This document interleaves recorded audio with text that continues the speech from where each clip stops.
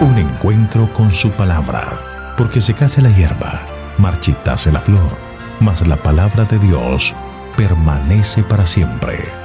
Con ustedes, el doctor José Ricardo Arias Quintero.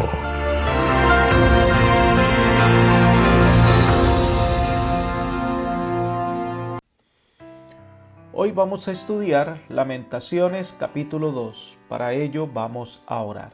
Querido Señor, en este momento tan especial nos acercamos a ti para invocar tu santa bendición y poder de esta manera abrir la Escritura con la seguridad de tu compañía. Eres un Dios grande, poderoso, maravilloso. Confiamos en ti y por eso venimos para recibir tu gracia, tu misericordia y tu bondad. Gracias, Señor, por escucharnos y otorgarnos tu bendición. Lo pedimos en Jesús. Amén. Lamentaciones capítulo 2 es un poema en acróstico que nos muestra a un profeta que desarrolla el tema de la furia de la ira divina sobre Jerusalén. Nos identificamos con el profeta porque cuando pasamos por circunstancias adversas nos atrevemos a cuestionar a Dios, pero es claro que Dios no obra por capricho y que Él es justo y misericordioso, y cuando el castigo viene tiene claros objetivos que quizás no se entiendan en el momento, pero que después quedarán tan claros como el cristal. El profeta describe el terrible castigo que viene de parte de Dios entre los versículos 1 al 4. Así que comencemos nuestro estudio. Versículo 1. ¿Cómo ha cubierto las nubes el Señor en su ira a la hija de Sión? Derribó del cielo a la tierra el esplendor de Israel. No se acordó del estrado de sus pies en el día de su ira. Jerusalén se ha visto de pronto oscurecida como por una nube, la nube de la ira divina. La destrucción de Jerusalén fue terrible, pero lo que más le duele al profeta es la destrucción del templo, a quien llama el estrado de sus pies. Una referencia al templo en sí, pero también una referencia al arca del pacto. Así se reconoció desde el tiempo de David. Leamos el primer libro de Crónicas, capítulo 28, versículo 2. Y dice: Y levantándose el rey David puesto en pie dijo: Oídme, hermanos míos y pueblo mío. Yo tenía el propósito de edificar una casa en la cual reposara el arca del pacto de Jehová, y para el estrado de los pies de nuestro Dios, y había ya preparado todo para edificar. Así que el estrado de los pies era el arca del pacto de Dios, donde se manifestaba su voluntad.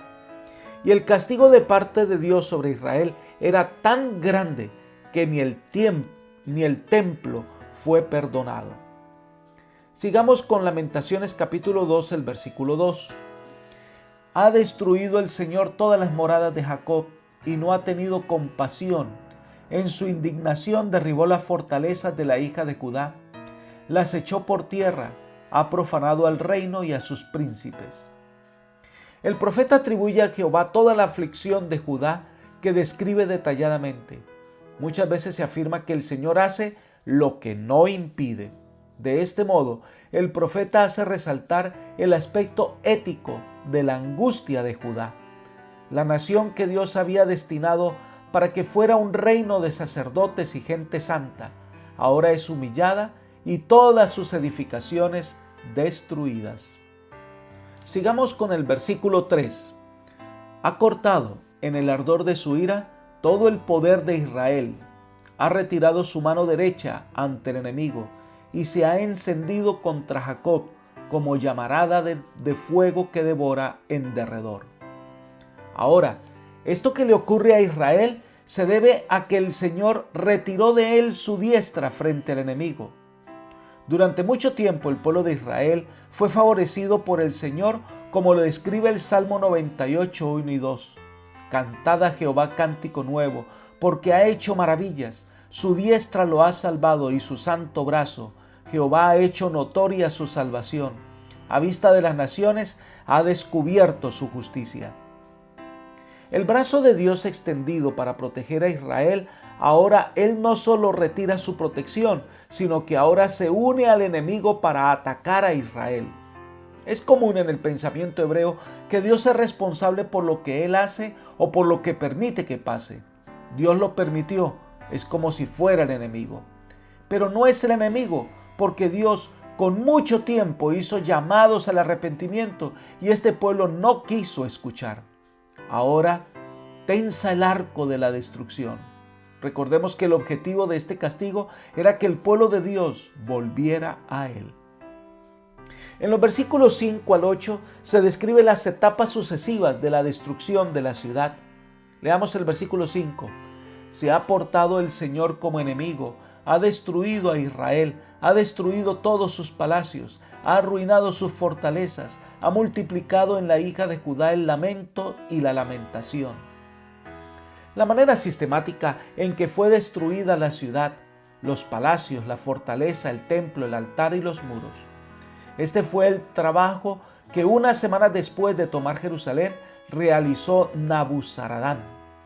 Podemos imaginar a los cautivos ver cómo fueron destruidas una a una las cosas que consideraban el símbolo de la grandeza de Israel. La descripción lo hace el mismo profeta en Jeremías 52, 12 al 14 y dice: y en el mes quinto, a los 10 días del mes, que era el año 19 del reinado de Nabucodonosor, rey de Babilonia, vino a Jerusalén Nabuzaradán, capitán de la guardia, que solía estar delante del rey de Babilonia, y quemó la casa de Jehová y la casa del rey y todas las casas de Jerusalén, y destruyó con fuego todo edificio grande y todo el ejército de los caldeos que venía con el capitán de la guardia. Destruyó todos los muros en derredor de Jerusalén. Así que fue una destrucción sistemática de todo lo que había en Jerusalén. Versículo 6. Como a un huerto trató con violencia a su enramada, destruyó su lugar de reunión. El Señor ha hecho olvidar en Sión las solemnidades y los sábados, y en el furor de su ira desechó al rey y al sacerdote.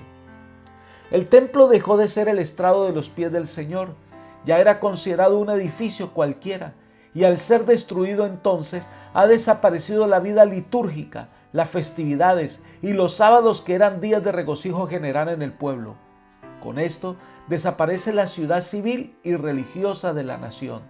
No ha quedado nada en pie ante el ardor de la cólera de Jehová. Versículo 8. Determinó el Señor destruir el muro de la hija de Sión. Extendió el cordel, no retrajo su mano de destruir. Ha envuelto en luto el antemuro y el muro, aún fueron derribados. Por eso se habla de medir la ciudad. En algunas partes se medía para construir, pero ahora se mide para destrucción. Es una tarea sistemática. Segunda de Reyes, capítulo 21, versículo 13 dice: y extenderé sobre Jerusalén el cordel de Samaria y la plomada de la casa de Acab, y limpiaré a Jerusalén como se limpia un plato que se friega y se vuelve boca abajo. Isaías 34:11 dice: se adueñarán de ella el pelícano y el erizo, la lechuza y el cuervo morarán en ella, y se extenderá sobre ella cordel de destrucción y niveles de asolamiento. Y eso fue lo que sucedió en Jerusalén. 4 semanas después de haber tomado la ciudad, Nabuzaradán, el comandante de Babilonia, había quemado el templo, el palacio real y las principales residencias de Jerusalén. Había derribado los muros de la ciudad. Una destrucción sistemática de Jerusalén. Una descripción de los príncipes, el rey y los falsos profetas que antes con arrogancia rechazaron el mensaje de Dios, ya no recibieron visión de Jehová, entre comillas. Versículos 9 y 10. Ahora se juntan con los ancianos a llorar y lamentarse. Dios está humillando la arrogancia y exalta al humilde. De estos hombres, el único que recibió consideración de parte del rey de Babilonia, pues fue Jeremías, el verdadero profeta de Dios. Ahora, el profeta Jeremías se conmueve en lo más profundo de su ser al ver a los hombres heridos, las madres cargando a sus hijos agonizantes y el llanto de estos pequeños por angustia y hambre. Leamos el versículo 11. Se agotan mis ojos a causa de las lágrimas, mis entrañas hierven, mi corazón se derrama por tierra a causa de la ruina de la hija de mi pueblo, mientras el niño pequeño, el que mama, desfallecen en las calles de la ciudad. El profeta ve a su alrededor, ve tanto dolor, niños sufriendo. Siendo Jeremías de un carácter sensible, dice que lloraba por la realidad de su pueblo. Versículo 12. A sus madres dicen, ¿dónde está el trigo y el vino? Mientras desfallecen como heridos en las calles de la ciudad, mientras derraman sus vidas en el regazo de sus madres. La escena es gráfica y espeluznante. Los niños reclaman sustento, simbolizado por el pan y el vino, y al no encontrar sustento, morían en los brazos de la madre. Era un llanto tremendo que se escuchaba por las calles, tanto que en ese momento no encuentra otra nación que haya recibido el castigo con quien se pueda comparar el castigo que recibe Jerusalén. Leamos el versículo 13. ¿A qué te compararé? ¿A qué te haré semejante, oh hija de Jerusalén? ¿A qué te haré igual a fin de consolarte, oh virgen hija de Sión? Porque grande como el mar es tu quebranto. ¿Quién te podrá sanar? La pregunta, ¿quién te sanará? Indiscutiblemente el único que puede hacerlo, al parecer, ha retirado su brazo de Israel. La única medicina está en el Señor, pero ellos abandonaron a Dios. Cuando nos alejamos de Dios, nos alejamos del único que tiene la solución a nuestros graves problemas, el único que puede darnos vida y sentido de existencia. Entonces Jeremías hace responsable a los falsos profetas que no llevaron al pueblo al arrepentimiento. Leamos el versículo 14. Tus profetas vieron para ti vanidad y locura, y no descubrieron tu pecado para impedir tu cautiverio, sino que te predicaron vanas profecías y seducciones. Estos profetas predicaron mensajes agradables que Dios no les envió. Les predicaron cosas contrarias a la enseñanza de Dios, pero la gente le gustaba. Nunca descubrieron su error. Ellos no le mostraron al pueblo su pecado y por eso el pueblo confiado fue tras el pecado y el resultado es el cautiverio. Tengamos cuidado hoy con los falsos profetas que nos llevan por caminos que parecen agradables, pero que son caminos contrarios a la enseñanza de la palabra de Dios. Ellos nos llevarán por el camino de la muerte. Dios ha cumplido las profecías hechas con las que advertía a Jerusalén y a Judá de su pecado, y eso está entre los versículos 15 al 19. Leamos el versículo 15 y 16. Aplaudían contra ti todos los que pasaban por el camino, silbaban y sacudían su cabeza ante la hija de Jerusalén diciendo, ¿es esta la ciudad de la cual decían que era perfecta en hermosura, el gozo de toda la tierra? Abrían su boca contra ti todos tus enemigos, silbaban y rechinaban los dientes diciendo, los hemos destruido, ciertamente este es el día que esperábamos, los hemos alcanzado, lo hemos visto. Las naciones de la tierra que veían a Jerusalén como la ciudad deseable, ahora la desprecian, se burlan de ella. Cuando dice que abrieron su boca, eran con la intención de devorar, de unirse a quienes los están despojando. Estas naciones que parecían amigas, ahora crujían los dientes en una actitud de odio y desprecio contra el pueblo de Dios. Pero el Señor se los había advertido. Leamos el versículo 17. Ha hecho el Señor lo que se había propuesto, ha ejecutado su palabra, como lo había decretado desde tiempos antiguos, destruyó y no tuvo compasión. Ha hecho que el enemigo se alegre a causa de ti, ha enaltecido el poder de tus adversarios.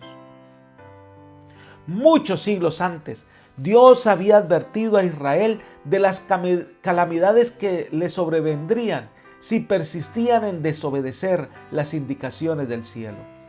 Una larga sucesión de profetas había repetido vez tras vez las advertencias divinas. Ahora se estaban cumpliendo. Pero ahora aparece una tremenda exhortación del profeta al pueblo en este tiempo de angustia es cuando más se debe clamar al Señor. Versículo 19. Levántate, da voces en la noche al comenzar las vigilias. Derrama como agua tu corazón ante la presencia del Señor. Alza a Él tus manos implorando la vida de tus niñitos que desfallecen de hambre en las entradas de todas las calles. Los israelitas dividían la noche en 3 vigilias. Desde la caída del sol hasta la hora 22 era la primera vigilia. Desde las 22 horas hasta las 2 de la madrugada era la segunda vigilia. A esta se llamaba guardia de la medianoche. Y la tercera vigilia era de las 2 de la madrugada hasta el amanecer. Lo que el profeta quiere decir es que en todas las vigilias, cuando todos duermen, se debía insistir al pueblo de Jerusalén a levantarse de la cama a fin de buscar al Señor en oración en su situación de extrema necesidad. Esta es una realidad para nosotros. A veces somos capaces de desvelarnos por ver un partido de fútbol o una película o pasar tiempo en diversión o recreación, pero pocas veces invertimos tiempo para la oración y la búsqueda de Dios en momentos de angustia. A Dios podemos acudir en cualquier momento del día o de la noche. Él escucha y atiende nuestro clamor. No lograremos muchas cosas porque no las pedimos de corazón al Señor. El capítulo termina con una oración de contrición de Judá en la cual implora al Señor una respuesta. Versículos 20 al 22. Es como si el pueblo de Israel hablara. Leamos el versículo 20. Mira, oh Señor, y ve quién has tratado así. ¿Acaso las mujeres habían de comer su propio fruto a los pequeñitos de sus tiernos desvelos? ¿Acaso el sacerdote y el profeta habían de ser muertos en el santuario del Señor? La oración usa 2 verbos, mira y ve o considera. El pueblo clama al Señor. El pueblo en espíritu de verdadera oración y genuino arrepentimiento solo ruega que Él conceda su atención, reconociendo que el Padre sabe mejor que ella lo que más le conviene. Pide que los niños ya no mueran más en desventura. Pide que los sacerdotes no mueran de hambre, sino sirviendo al Señor. Sigamos con los versículos 21 y 22. Yarcen por tierra en las calles los muchachos y los ancianos. Mis vírgenes y mis jóvenes han caído a espada. Mataste en el día de tu furor, degollaste y no tuviste compasión. Has convocado asamblea como en día de fiesta solemne. Temores hay por todas partes. Y en el día del furor del Señor no hubo quien escapara, ni quien sobreviviera. A los que cuidé y crié, mi enemigo ha exterminado. El castigo que recibe Jerusalén, ¿quién más lo está recibiendo? Es la nación en la cual Dios hizo las más maravillosas promesas de prosperidad, pero tan grande como fueron sus privilegios, así de grande es el castigo que recibe. Dios es justo, y esta oración, más que un reclamo, es como decirle: bueno, Señor, tú sabes lo que es mejor para nosotros. Dios había soñado con grandes cosas para este pueblo. Lo rodeó de tantos dones y privilegios, pero este pueblo no quiso seguir las indicaciones de Dios. Por más que Dios los llamó al arrepentimiento, no quisieron venir al Señor. Ahora el castigo de Dios será tan grande como los privilegios que recibió. Apreciado amigo y hermano, cada uno de nosotros ha recibido dones y bendiciones del Señor. Estos tienen como objetivo llevarnos a ser cristianos leales y que ayuden a otros a encontrar el camino de vida. Pero cuando pasamos por alto todos esos dones del cielo y le damos la espalda a Dios, un día tendremos que dar cuenta de nuestra decisión. Por eso, el mejor camino es el que el Señor nos muestra. El mejor sendero es el que ha marcado con su sangre por amor a nosotros. Sigamos sus pisadas, porque el fin del camino que el Señor nos muestra es la vida eterna. Que el Señor te bendiga y te guarde hoy y te conceda paz. Amén.